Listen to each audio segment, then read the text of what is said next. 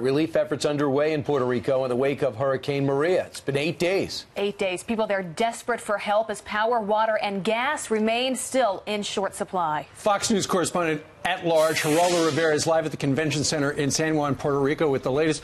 Geraldo, I know you and I were talking last night about the desperate situation there. There's a lot of American relief there at the port, but it simply can't get out to the folks because of transportation problems.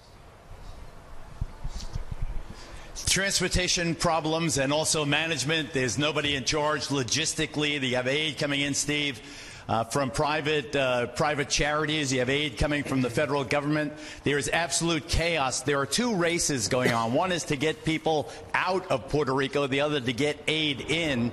I saw that chaos firsthand on the docks where the cruise liners have come in to do a mercy mission. The America of the Seas in yesterday, chaos, absolute chaos. It reminds you of bygone days. Listen. People are fighting for water. They're fighting for diapers, for Pampers, for anything they can find. We don't have water, running water. We don't have electricity. Honestly, there hasn't been any help coming for us.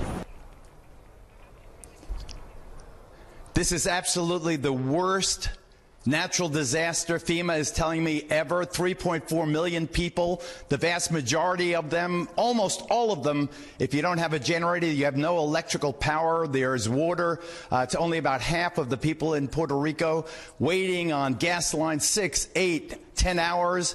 The officials haven't even gotten to the entire island yet. There are down power lines on the south side, scarcely a street without the electrical power lines broken and lying in the street, homes destroyed everywhere. You know, I have a personal connection on the south side, too. I owned property there until a couple of months ago for 14 years. The people who work for me have been devastated. Their businesses have been destroyed. My friend Jose Cuevas there, he has not seen any kind of assistance. No aid has come to him. His daughter Natalie actually was my secretary at Fox News, and she describes what the storm was like when it passed over them down in Salinas on the south side of Puerto Rico. Here's Natalie.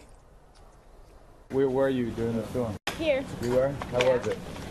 Horrible. Yes, it was very horrible.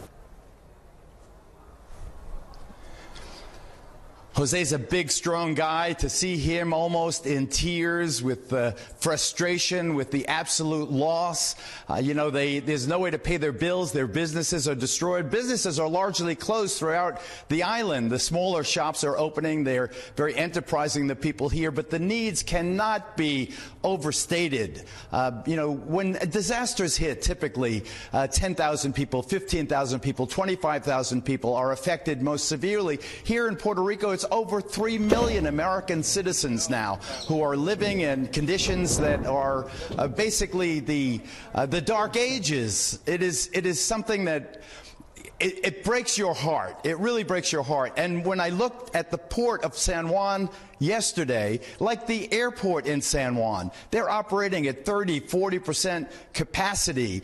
There does not seem to be coordination between the private agencies and the public agencies. There seems to be, a kind of, the governor is a good person. They're trying hard, but the magnitude, and I have to stress that the magnitude of this absolute disaster is so generalized that it's going to take a long time to dig our way out of this one. You have the president coming on Tuesday, a 3-star general now there today, Lieutenant General Jeff Buchanan. If the military takes this over, is the island the size in which, and how long will it take if the military comes here in force, which they're on their way? How long will it take before their impact will be felt for the entire place? You know, Brian, I think the best comparison is when General Russell Henry, do you remember when he went to Katrina? Katrina was a mess. People were dying in the convention center in New Orleans when Katrina hit. Nobody knew what to do. The FEMA was basically running around chasing its tail. General Henry came and he got things organized. That's the same thing with General Buchanan. I believe that when that 3-star general becomes the incident commander and everybody reports to the general, and the United States military military takes control, I think you can get these ports operating in a way, in a crisp and efficient way where the aid can come in. People are so generous. Yep. People are reaching out to me, churches and so forth. How can I help? Geraldo, will you take this or that?